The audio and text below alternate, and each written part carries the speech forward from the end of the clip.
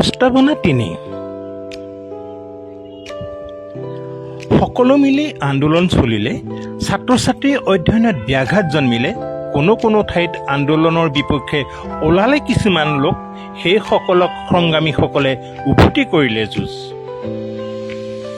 অসহযোগী লোকসকলক মাৰধৰ কৰিলে বহু সময়ত সংগ্ৰাম সমৰ্থন নকৰাৰ বাবে সামাজিক বৰ্জন কৰি এঘৰীয়া কৰিলে সমাজৰ পৰা জুই পানী নিষেধ কৰি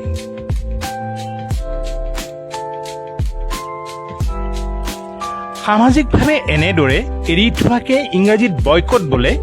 প্ৰাণৰ ভয়ত বহুতো লোকে ঘৰ বাৰীত তলা মাৰি আঁতৰি আছিল পৰিয়ালৰ সৈতে সময়ৰ দাবী মানে আন্দোলনৰ শেষ পৰ্যায়ত কৰিলে বুজাবুজি কেন্দ্ৰৰ লগত বুজাবুজি সেই দলিলখনকে অসম চুক্তি বোলে অংগীকাৰ কৰিলে পালন কৰিবলৈ দুইখন চৰকাৰে